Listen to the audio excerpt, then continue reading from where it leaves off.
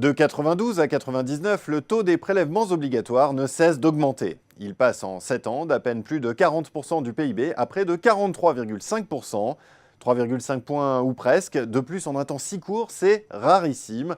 Et pour cause, à la suite du référendum du 20 septembre 92, la France a ratifié le traité de Maastricht et s'engage à respecter les critères de convergence pour entrer dans l'euro, notamment les cibles maximales de 3% de déficit et de 60% de dette en part de PIB. Or, si la France respecte aisément l'objectif en termes de dette, avec seulement 40% fin 92, le déficit plonge à 4,6% du PIB et menace la qualification du pays. Tous les efforts convergent alors vers cet objectif. Le taux de TVA est relevé de 2 points en 1995, la CSG est majorée, tandis que la CRDS, la contribution pour le remboursement de la dette sociale, est créée. Les ménages sont en première ligne et le taux des prélèvements obligatoires s'envole et atteint un sommet en 1999 à près de 44%. Il est aussi paradoxalement poussé par la reprise qui se dessine à partir de 1997.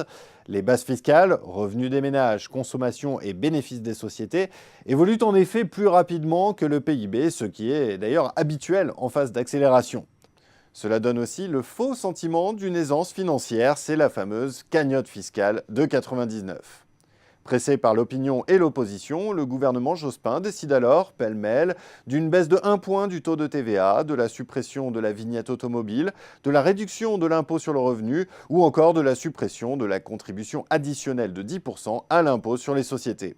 Et comme la conjoncture se retourne, le taux des prélèvements obligatoires redescend à moins de 42% en 2003.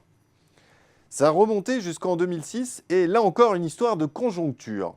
La poussée de la consommation alimente les entrées de TVA, celle des salaires donne de l'élan à l'impôt sur les revenus et la flambée de l'immobilier alimente l'ISF. À cela s'ajoutent des facteurs plus techniques liés à la réforme de l'assurance maladie. Tout cela aboutit à un alourdissement de la fiscalité. Le taux remonte à 43,6%. En 2007, la mécanique s'inverse à nouveau et l'histoire s'accélère en 2009 avec une chute de près d'1 point. Un recul historique qui s'explique par la violence de la récession qui fait fondre l'assiette fiscale, ainsi que par les allègements fiscaux décidés dans le cadre du plan de relance. La crise de la dette souveraine ouvre, à partir de 2010, une nouvelle période. L'État est contraint à des tours de vis fiscaux sans précédent. Le compteur s'affole, le taux revient en 2012 à son niveau de 99, il le dépasse en 2013 et établit là son record historique à près de 45%. Entreprises et ménages sont sollicités de façon relativement équilibrée sur cette période et contribuent à l'évolution générale au prorata de leur poids dans les prélèvements obligatoires, 65% pour les ménages, 35% pour les entreprises. À partir de 2014, la pression baisse un peu, mais pas pour tout le monde. Les entreprises bénéficient du CICE alors que la barque continue de s'alourdir pour les ménages. La tendance se renforce en 2015 avec la montée en charge du CICE et les premières mesures du pacte de stabilité.